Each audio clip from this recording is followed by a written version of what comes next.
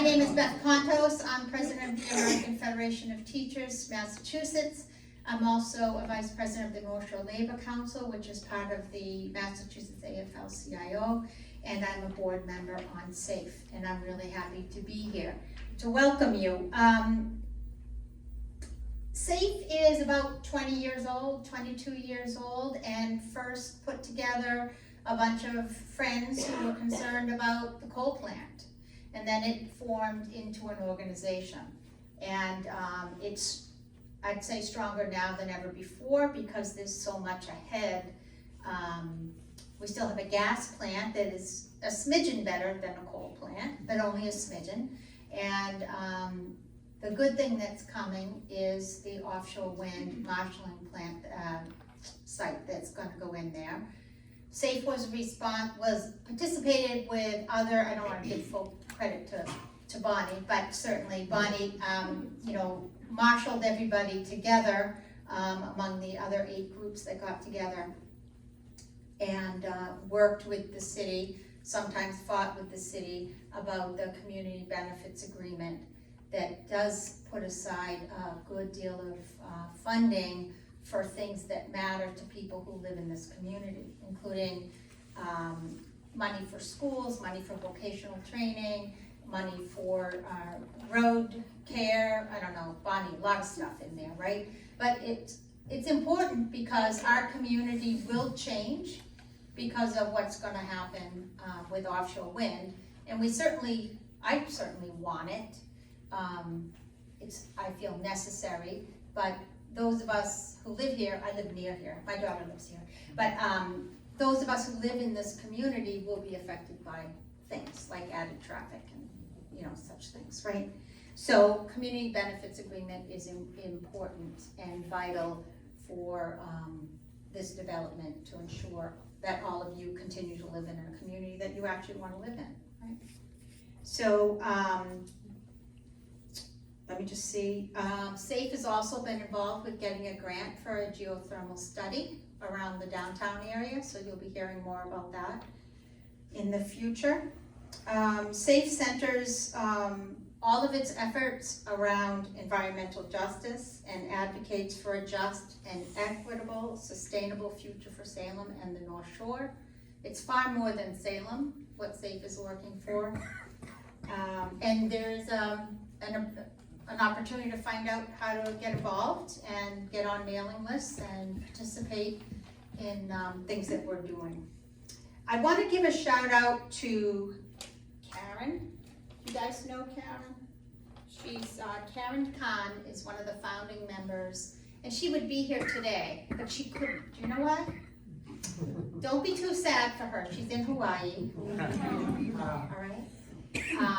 But kudos to Karen and her wife Pat Kazemba for really spearheading this work here in Salem and keeping this group alive all these years. They've moved into retirement, and they'll be back though. They just go to Hawaii during the yucky weather. But we shout out to Karen because this is her capstone. This is what this particular event is something she wanted to do as the final part of her work before she retires from SAFE. So thanks so much to Karen and all the work that she's done over the years. I'm gonna introduce Salem State Professor Noel Healy, who's here, and he's gonna actually introduce Avi. But I just want to say his research, teaching, and community engagement focuses on the socio-political aspects of rapid climate change mitigation. And we're all about the mitigation. Climate justice, public policy, and inequality. And economic and racial justice in climate and energy policy. So Dr. Healy is a close associate of Dr. Avi Chomsky, who is going to be speaking about her book, and I will let him introduce her. However, I just want a point of privilege. I have had Avi as a professor in my master's program, and it's a real pleasure to have studied with her, and she regularly participates in labor actions as well as climate actions around the area and regularly contributes her translation services to us in the labor environment. So I really appreciate you, Avi, but I'm giving it over to Dr. Healy so he can do the real introduction. Okay, thank you very much, Beth, and thanks to Bonnie and all the SAFE members who organised this event and for your continued work in the North Shore. I'm delighted to welcome today's guest speaker, Professor Avi Chomsky. Many of you probably know her well. Avi is a professor in the history and coordinator of the Latin American Studies program here at Salem State. Her work focuses on issues connected to migrant workers, immigration, labour history, colonialism, race, and more recently, climate justice. And you've probably seen her book doing the rounds here tonight. Avi has written around 10 books, including Undocumented, They Take Our Jobs, Central America's Forgotten History, Revolution, Violence, and the Roots of Migration. Avi is a public-facing scholar. It's very important these days that we go out beyond our university and speak with communities. He's been very active in the Latin American solidarity and immigrant rights movement for over 30 years. In her most recent book, Is Science Enough?, Avi breaks down the concepts, terminology, and debates for activist students and anyone concerned about climate change. And I actually use it in one of my classes and have Avi come speak to my classes about her book as well.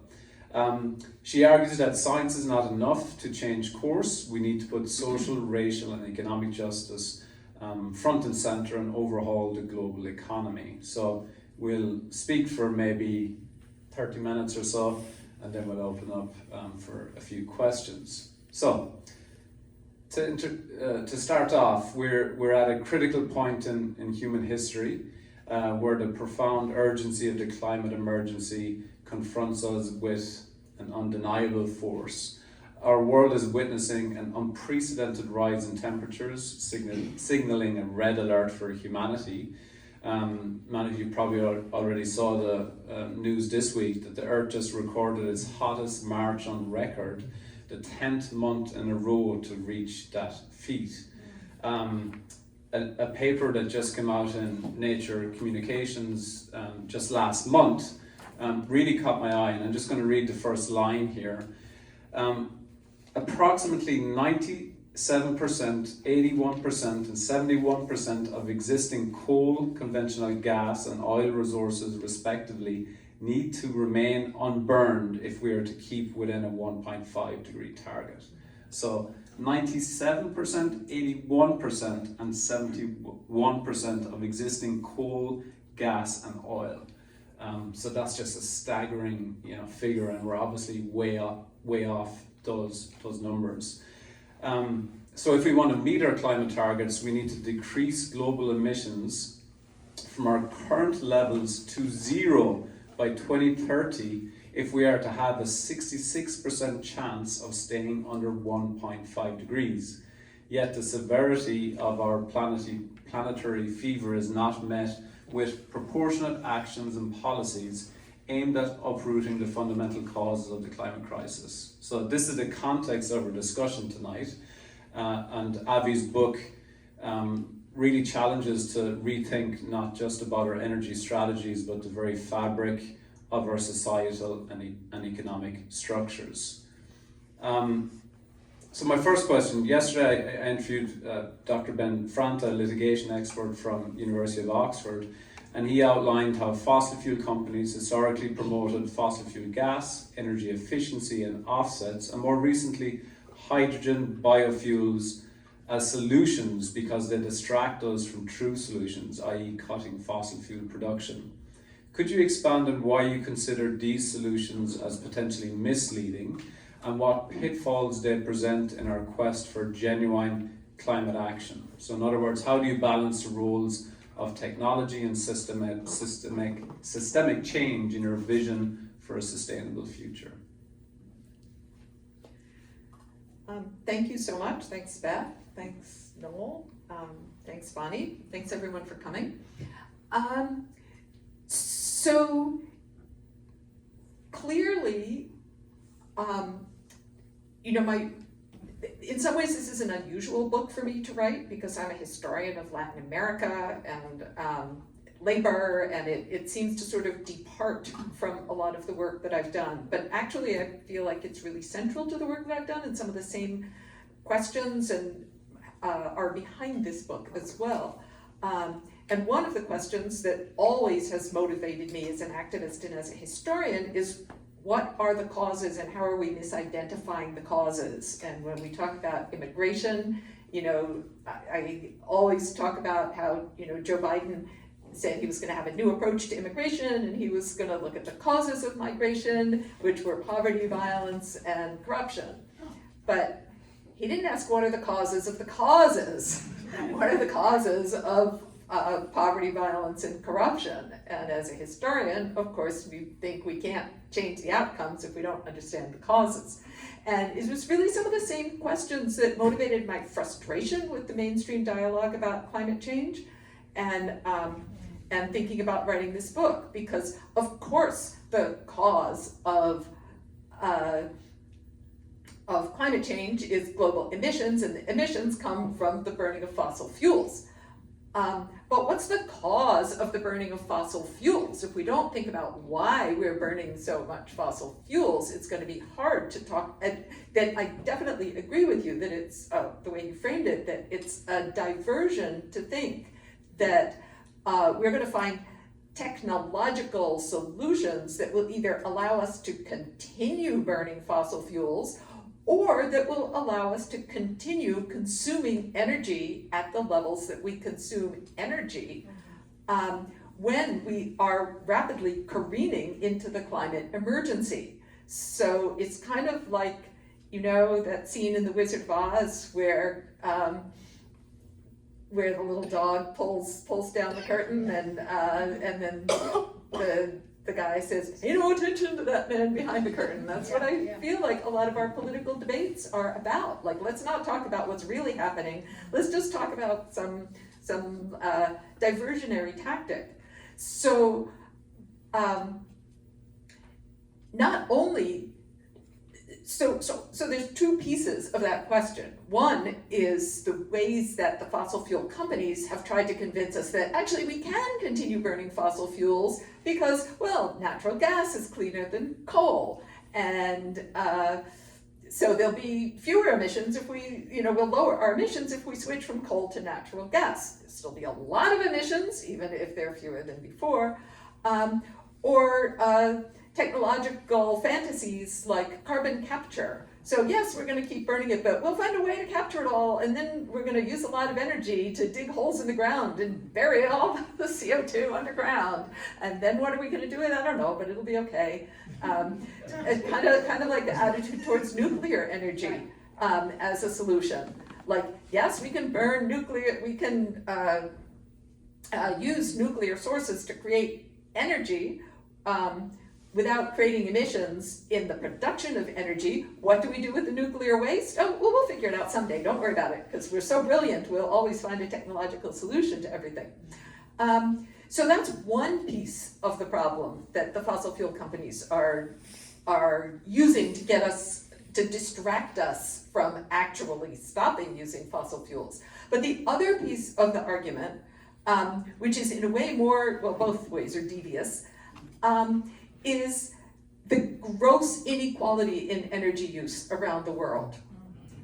But to me, when we look at the gross inequality of energy use and the high levels of energy poverty that is many people in many places in the world actually need energy in order to meet basic human needs. While we in this country have so way overused energy far beyond meeting our basic needs.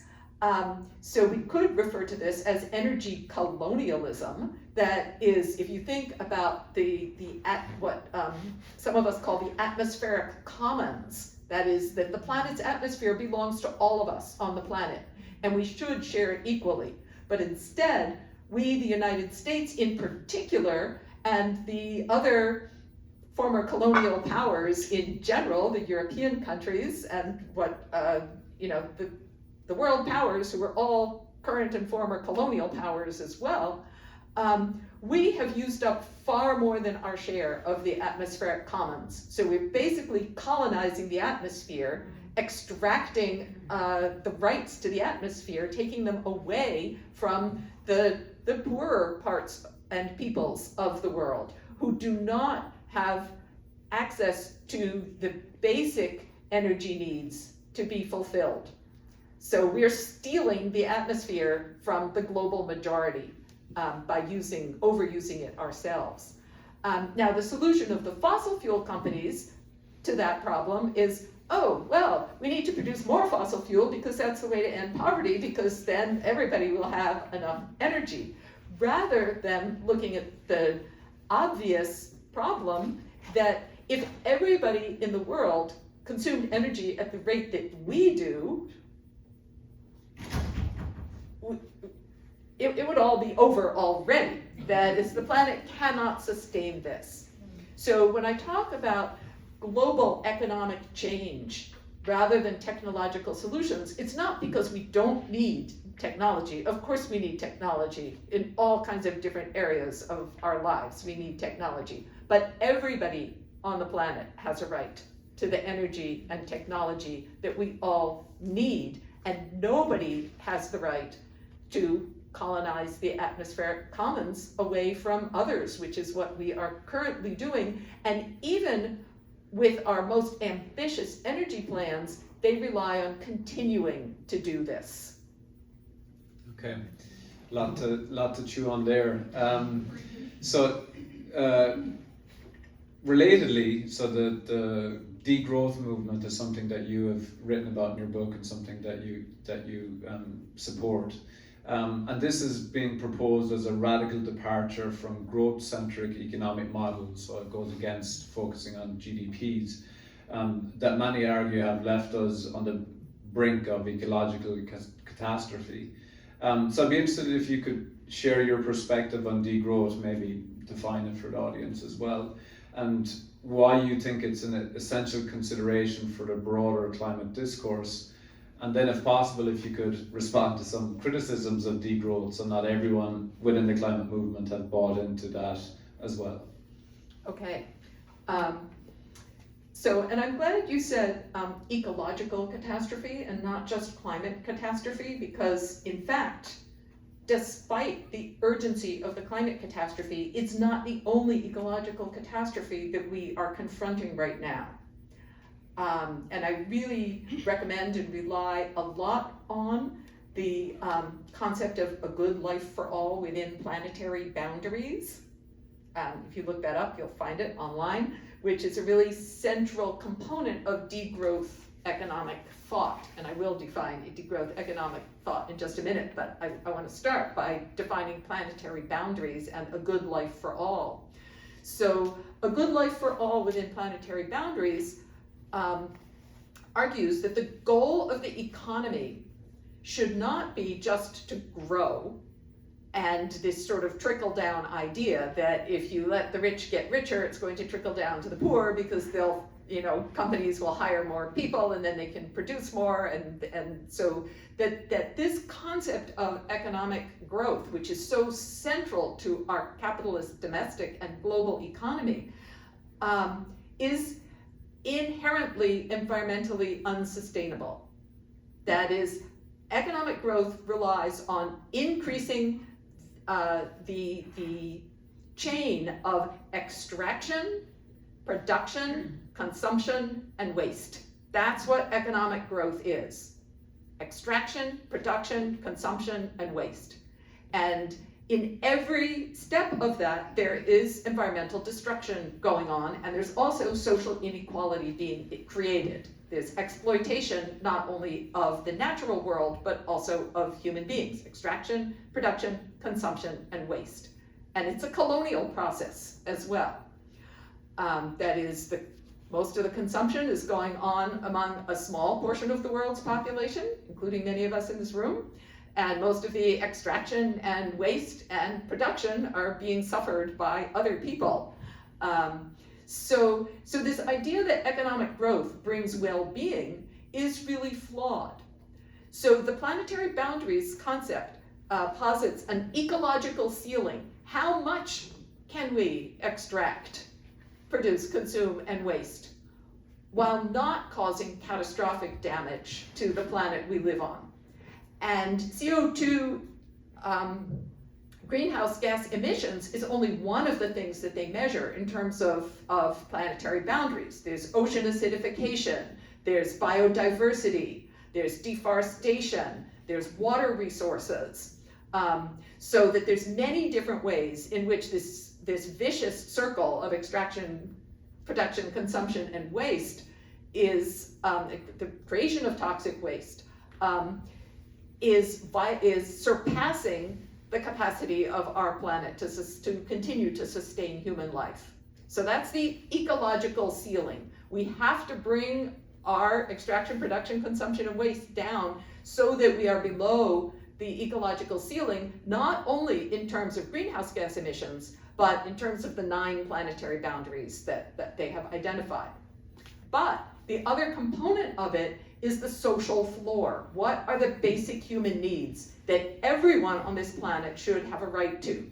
Things like food, shelter, education, healthcare, water, energy, at the levels that are necessary to meet basic human needs. So that is the social floor. That is, the economy has to provide, the goal of the economy should be to produce enough so as not to fall beneath the social floor, and this is usually portrayed in the form of a donut. So the social floor is like the inside of the donut, the ecological ceiling is the outside, and the goal of the economy should be to be within the donut, not to allow anybody to fall beneath the social floor, and not to exceed any of the planetary boundaries. It's called donut economics, and this is a really central component of degrowth. The last piece of degrowth is that for the overgrown economies of the world, the colonizers, us, we, instead of thinking about growing our economy, we should be thinking about degrowing our economy in a socially just way. Right now, we exceed practically everyone, we, the United States, exceed practically every one of the planetary boundaries in terms of the damage we are creating, and we don't meet any of the social floors for our population. That is, everybody does not have their basic needs met in any of those categories. And that's just at the level of the United States. If we look at the level of the planet, also, mostly because of the overconsumption, overuse of energy in the wealthy countries and among the wealthy elites of the poor countries, vastly exceeding the planetary boundaries without sustaining the social floor. So if you look at it country by country, both within every country and at a planetary level, you also see the imbalance of places of poor countries, which really are not overstretching their environmental impact, but are also not meeting their population's needs, and the countries that are vastly exceeding their environmental impacts, not only without meeting their own population's needs, but in this colonization of the atmospheric commons and all of the other commonses, the water commons, et cetera, like the way the United States steals water from Mexico to maintain agriculture in the Southwest, that we as a country are using far more than our share, and thus preventing other countries. So the idea that growth is going to solve this, and that growth should be the goal of the economy, is just impossible. If we could reconceptualize the goal of the economy to be getting ourselves as a country and as a planet within this donut, which would mean prioritizing only the extraction, production, consumption, and waste that is dedicated towards meeting basic human needs, especially those who are most in need, then we could talk about creating a just economy, rather than the idea of a trickle down or some kinds of compensations to a few token places in the economy. Okay, thanks, Avi. Yeah, and economics as a whole field has to change. And central to this change is a new role for the labour movement. And transitioning to a green economy implies there's going to be significant changes in the job market. I'm interested to know how you envision the transformation of labour and employment in the context of a sustainable economic model. So what will be the role of labour within this climate emergency and transitioning of our economies? Well, as perhaps you can guess, my approach is a little bit different than that of our president and the Inflation Reduction Act, and the biggest climate legislation ever signed in the United States. That right now, because of the way our economic system is designed, labor is the only way of meeting your basic human needs, and often does not suffice to meet your basic human needs. And people who don't have a job cannot meet their basic human needs. People who have a job are caught kind of between a rock and a hard place, because many jobs do not meet basic human needs, and yet a job is the only way to meet your basic human needs. And if your job does not allow you to meet your basic human needs, you're so terrified of losing your job that it's really hard to even try to organize to change anything about the system. In a degrowth economy, the role of the compulsion for working as the only way to survive would also be thoroughly transformed. And jobs would not be aimed at the vast majority of jobs are aimed at increasing the profits of the shareholders. Like, that's the way companies are organized. That's the way the entire private economy is organized. And that automatically works to the detriment of labor. If we were in a degrowth economy, if we were in a donut economy, then the goal of labor would be not to produce more useless things so that other people could get rich. The goal of labor would be to meet human needs. And there are huge unmet human needs. And in this country, let's just talk about this country, and most of the jobs that actually need to be done to meet human needs are far less environmentally destructive than are the jobs that produce more profits. And especially in our neoliberal era, where the public sector has been progressively shrunken down, and we can just see this in education with the privatization of education, the attacks on labor unions, all aimed at increasing profits. It's very, very hard to conceive of a world in which labor was aimed at meeting needs instead of meeting somebody else's need for profit. So there are a lot of kinds of work that are not very profitable for anybody, like teaching. Yet those are the jobs. The reproductive economy, the economy that's aimed not at production of more stuff, but at social reproduction of meeting needs. Jobs in the health sector, jobs in the education sector.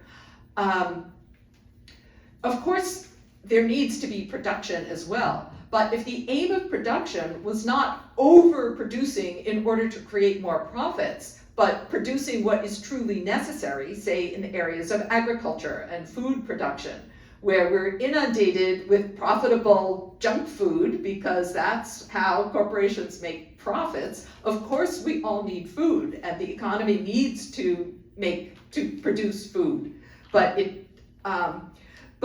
much of the work that actually needs to be done to meet basic human needs, there could be a huge transfer out of producing luxury goods that don't really do any good for 90% of the population, and into producing far less environmentally harmful things, not only in terms of emissions, but in terms of all the planetary boundaries. Another area where you can look at this is public transportation versus private transportation, where of course private transportation is more profitable. It can keep us all in debt buying forms of private transportation that we don't really need, whereas public transportation is not profitable, so there's nobody to invest in it in our current economy. So one big piece of this shift has to be some kind of democratic control over the economy so that decisions can actually be made in the public interest rather than decisions being made in the private interest of the managers and owners of the economy. So yes, people would still need to work. There's a lot of work that still needs to be done. But there's a lot of work that is both environmentally and socially destructive that people are forced to do in order to survive. So the emphasis would be on degrowing those environmentally and socially destructive sectors. Think of the military-industrial complex, for example, people producing things that are just made to destroy people on the planet, to say nothing of, the electric SUVs or whatever.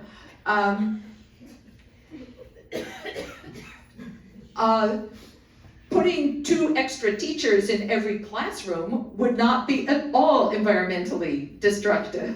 So there is work that needs to be done, probably a lot less work than we are actually doing if we were to think about cutting down our production and consumption of useless and destructive goods to a much lower level. A globally sustainable level. That is really, nobody on the planet has the right to consume more than everybody has the right to consume. Okay, so that was, we covered a lot of economic justice issues there, and moving maybe more so on to climate justice and environmental justice So stuff. maybe we should do one more question and then look at the time. Okay, so so the environmental costs of war are often an overlooked aspect of global conflicts. So from your standpoint, what are the environmental and climate related implications of modern warfare, both in terms of direct and indirect consequences? And maybe if you could articulate why conflict in Palestine is a climate issue and what this reveals about the interlinkages between geopolitics and environmental policy. Well, anybody who's taken one of my classes knows that I argue that pretty much every war that the United States has ever been involved in has been a colonial war. It's been an expansionist war, a war aimed at control of resources external to, or expansion of the borders of the United States or into places beyond the borders of the United States. Sometimes students come back and say, oh, but Japan attacked the United States at Pearl Harbor. It's like, where exactly was Pearl Harbor? Hawaii didn't become a state until 1959, so it was a colony, in case anybody's a little confused about that. So I really recommend the Cost of War project at Brown University that looks at both the economic, social, and environmental costs of war. And they break everything down by numbers. And obviously, military production is a huge component of our economy that's aimed only at destruction. That is, there's no human needs met by military production, except because of the way our system works for the people who work those jobs, because that's the only way they can meet their basic human needs is by working in those jobs, those socially and environmentally destructive jobs. Palestine, the United States has obviously had a very strong interest in the Middle East, especially since World War II. Prior to World War II, most US interventions abroad were in this hemisphere. If you count the Pacific Islands as this hemisphere as well, of course, all the way over to the Philippines. But since World War II, the United States has aimed at global domination, and the Middle East has been a real key to that. And oil, obviously, is a big reason why the Middle East is so key to that. And you know, it was our dear friend Henry Kissinger back in the 1970s who, in kind of elaborating the Nixon doctrine of foreign policy, said that we need to have a cop on the beat in the Middle East. And Israel was that cop on the beat. That is a reliable ally where not only was it reliable at the moment, but had the stability to be reliable in the future, because we have other allies, repressive governments, Arab governments in the region, but they have nowhere near the kind of stability of being a Western democracy, being a colony, a settler colony, basically, where the United States could count on them being there in the future. Kissinger called Israel the US cop on the beat to maintain order in the Middle East. Alexander Haig, Ronald Reagan's Secretary of State, called it an unsinkable aircraft carrier in the 1980s. So this US alliance with Israel, we keep hearing from our president about how Israel represents democratic values and it's a Western country and Israel respects human rights. I don't see how anybody looking at what's happening on the ground now can talk about, well, actually they can talk about shared values, because at the very beginning of this war, Netanyahu announced rightly, you did the same thing in Hiroshima and Nagasaki, so how you don't have any right to criticize us. So I guess we do have shared values in that respect, that human life doesn't matter. Especially non-European human life.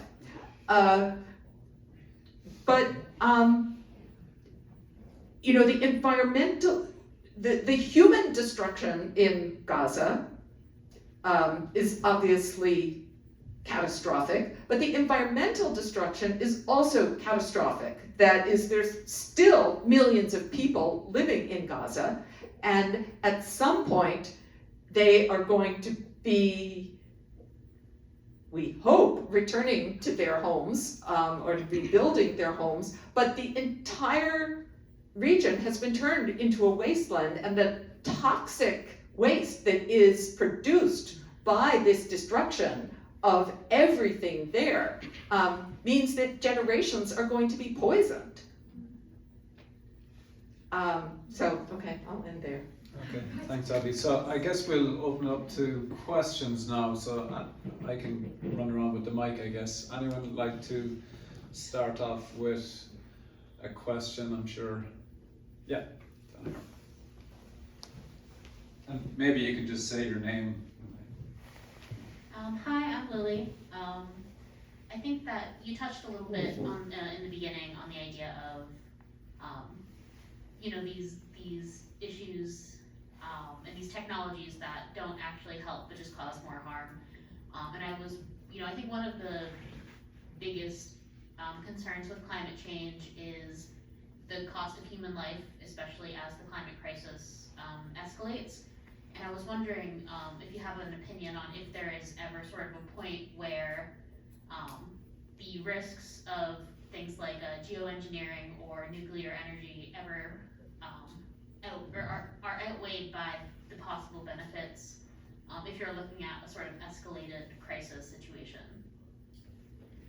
And in a way, I would say we're already in the escalated crisis situation. So I'm not a big fan of nuclear energy because of the reasons that I mentioned. However, because of the crisis situation, I do not think that our priority right now should be decommissioning existing nuclear plants. I think our priority, logistically speaking, needs to be in reducing to zero the use of fossil fuels. I do think in terms of a key component of that reduction in the use of fossil fuels has to be what should be the easy part, because we don't need new technologies and fancy stuff for it, reducing our use of energy. But of course that's the hard part, because it requires socioeconomic transformation. And we're much better at inventing new technologies than creating a just society. But I do think that a lot of our energy has to be focused on that too. Great reductions in our use of energy, because if we intend to continue at our rate of energy consumption using solar or wind power, we can't do that either. That is definitely what we call renewable forms of energy, and no form of energy is truly, totally renewable. That is, every form of energy production has environmental costs of different kinds. And we need to acknowledge that, and that's why reduction in energy use has to be so central.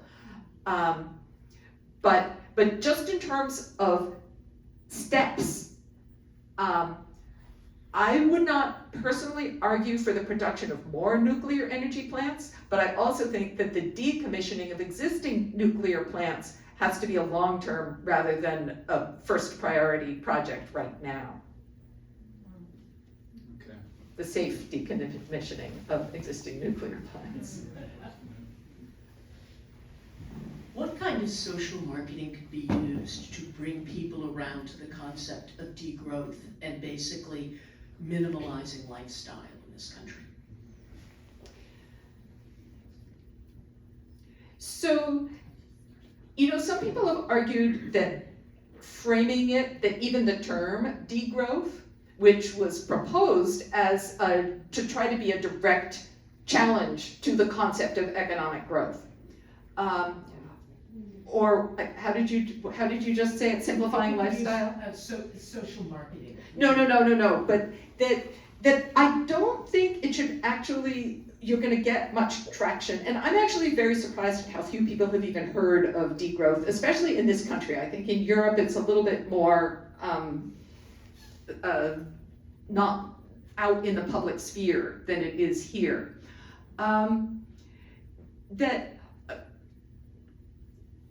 One thing is, I think there are so many unmet social needs that people understand. That is, anybody who has tried to drive into Boston ever, or tried to take public transit in Boston ever, knows that we need big investments in meeting social needs. And I think talking about prioritizing social needs rather than the destructive economy is maybe a better way than telling people they have to simplify their lifestyle. Because it's true that most people who are heavily indebted, who can't send their children to daycare because they can't afford it, they still consume more than they should be consuming. But you can't go to somebody who's struggling to meet daily basic needs and say, oh, you should consume less. It just doesn't make sense. I think framing it in terms of society, the economy needs to be restructured to prioritize human needs is a more sensible way of reaching people than just kind of pointing fingers and say, you consume too much, you consume too much. Okay, so we'll jump here in the middle then, over there. So hello. So my activism I find purely local, community level activism, trying to keep it very focused there, because especially when it comes to the climate crisis, these kinds of questions can become overwhelming very quickly. And so I was wondering, what kind of things would you like to see communities doing more to kind of make some headway in this? So, these, I think, are questions that activists are asking themselves over the span of a lifetime. But, one thing that I figured out somewhere along the way in terms of my own activism and what feels most meaningful for me is to work on small-scale, achievable projects that also are part of a larger system-wide move for system-wide change. and that education is also a big component of that. Education is necessary. Consciousness raising is a big part of why we do activism, because the needs for change are so profound, and we need a lot more people to want to make that change. So I guess those three components. One, actions that actually help people and bring about positive change at a level that small scale activism, community level activism can actually do. 2 is the educational component, and 3 is the connecting whatever small scale local thing you're doing to a bigger project. So, one of the particular activisms that got me into this book had to do with our power plant. Not just that it was burning coal, but that it was burning coal from Colombia, South America. And from where I live down near Forest River Park, I could see the ships coming in every few weeks loaded with millions of tons of coal that get unloaded into the big mountain in front of the coal plant. Those of you who remember it was 2014 when they switched over? So 10 years ago, but for the first 20 years that I lived here, that was it, the coal coming in. And shortly after I moved to Salem, somebody asking me, do you know anything about coal mining in Colombia? I'm a Latin Americanist, so I'm supposed to know everything about Latin America. I did not know anything about coal mining in Colombia. Now I know everything about coal mining in Colombia. But one of the projects that I got involved in working on was working with Afro-descendant and indigenous communities in the coal region of Colombia who were being displaced by the coal mine. So yes, coal has problems on all these different levels, but not just in the pollution it causes in Salem, not just in the pollution it causes in our atmospheric commons, but its devastating impact of the mining of coal on the lives of some of the most energy poor people on the planet, who do not have access to water, who do not have access to healthcare, who do not have access to education, who basically all of their basic human needs are unmet. And to try to bring their struggle to the forefront, and their struggle against the mine, but also their struggle against the economic system in their country and globally.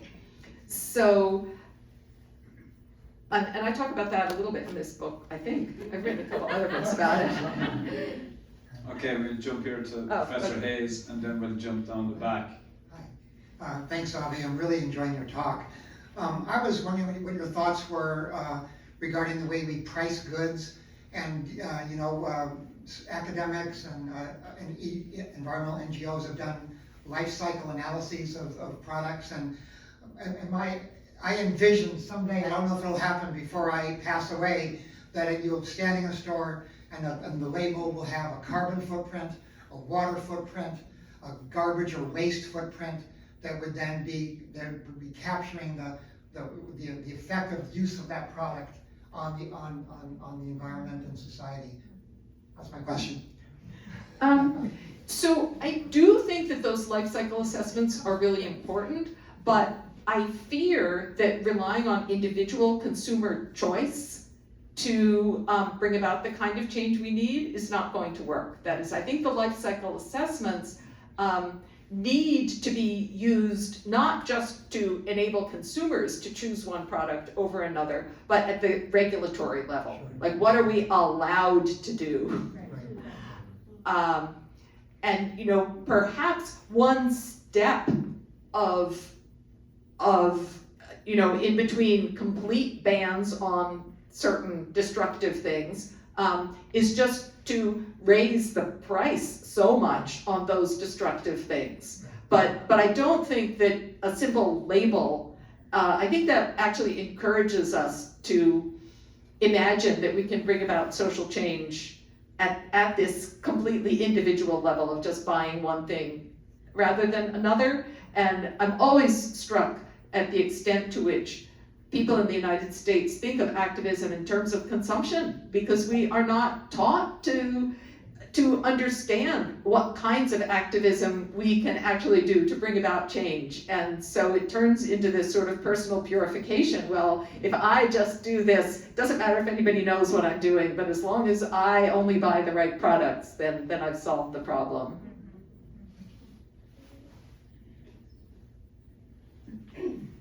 Hi, I'm Hillary. I'm chewing on the word degrowth and trying to understand it. I'm curious to know more about your vision of what a flourishing human life looks like, and if we achieved global human flourishing, kind of what the standard of living would look like. And as a historian, is there a time and a place where you feel like we hit that threshold? Because I think many of us in this room agree that we want a just world where we aren't the privileged elite, but when I imagine not flying across the country to visit my siblings or not having access to Cambodian food when I feel like it, that seems like a bummer. So I'm just curious kind of what you imagine that threshold to look like. So, I've also spent quite a bit of time living in the third world and also living in Cuba, which is a revolutionary society in the third world.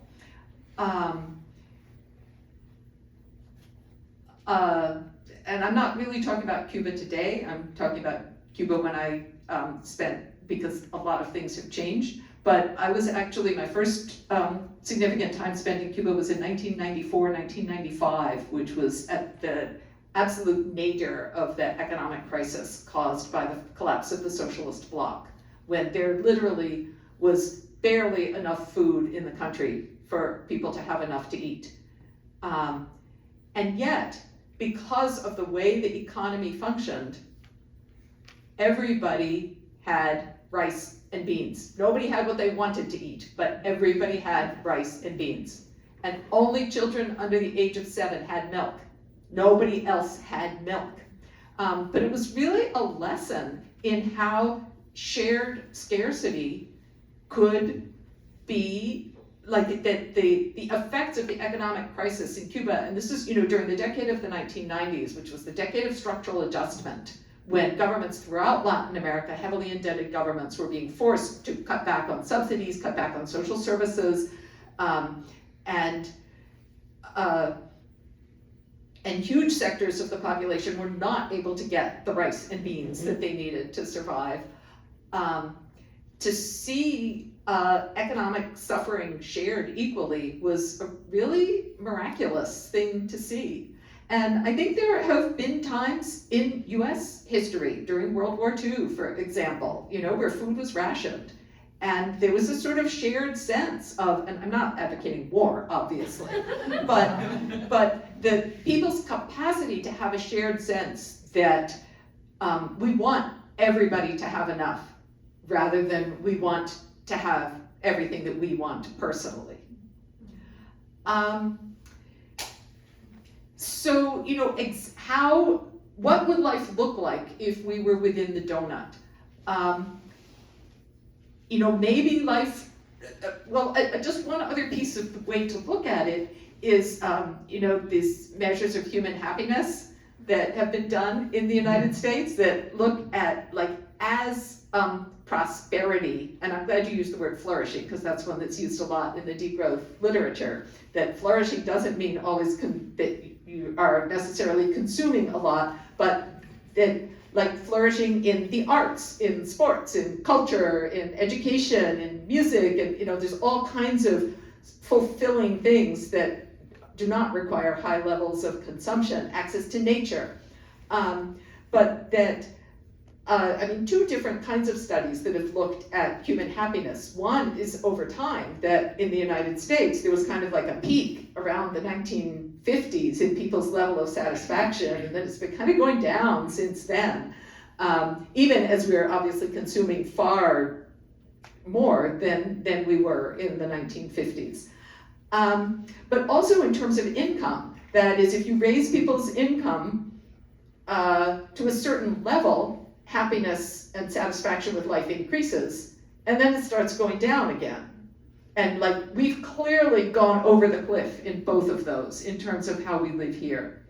So In terms of exactly what levels of consumption, the planetary boundaries literature has looked at places that have in certain historical moments, including Cuba several decades ago, Sri Lanka, Costa Rica, that are the closest to both not exceeding the ecological ceiling and not falling below the social floor. So it does definitely mean lower levels of consumption. I mean, there's so many Cambodians around here, I don't think you're gonna have to give up Cambodian food. Maybe you can't have it whole meals shipped direct to you hot from Cambodia on your private jet, but Abby, we'll just get one last question. Okay, yeah. Hi, so we're talking about environmental crises and what we all want to do to, help with degrowth and help lower consumption. And there's a big argument when it comes with fossil fuels versus electric cars, but I don't think it's really spoken about the environmental damage that cobalt mining does in Democratic Republic of Congo. And I just kind of want to know your thoughts on that and why we shouldn't always be advocating for electronic cars, because it's not the best solution to combat fossil fuels. Absolutely, and I actually have a section on that in the book. Oh, great. But I mean, what you're asking fits right in with the argument that I was making about, yes, we need to think about electrifying our public transportation. Yes. But we also need to think about shifting away from individual cars to greatly increasing things that other industrialized countries have done. Like if you visit any European or Asian capital, I mean, my daughter lived for several years in Japan, and when she came back to, in Tokyo, and when she came back to Boston to visit, and we were taking the Blue Line, and she said, "You guys think of yourself as a first world country here?" But not only Japan. I mean, most countries in the world have functioning transportation systems that we can't have.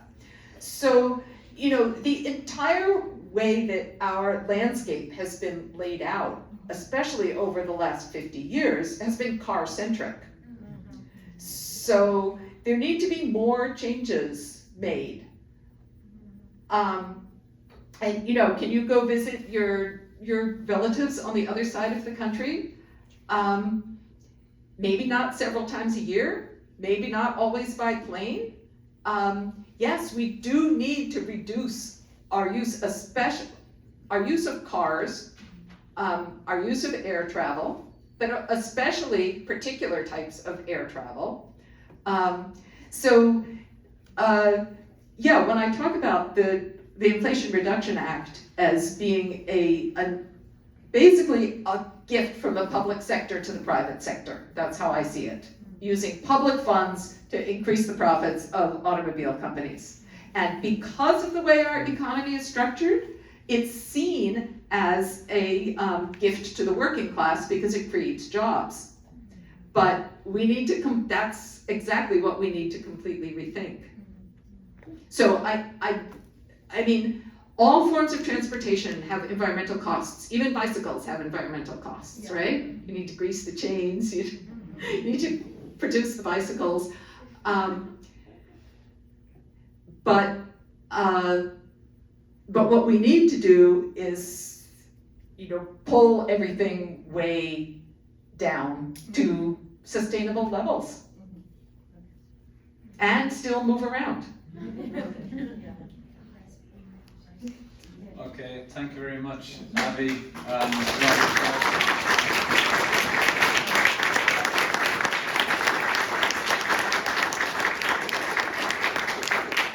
Okay, thank you everyone for attending tonight, and I'm sure you've got plenty to think through. Abby is always pretty good at making you rethink your whole life and existence. Stay home, everyone. Thank you. Thank you.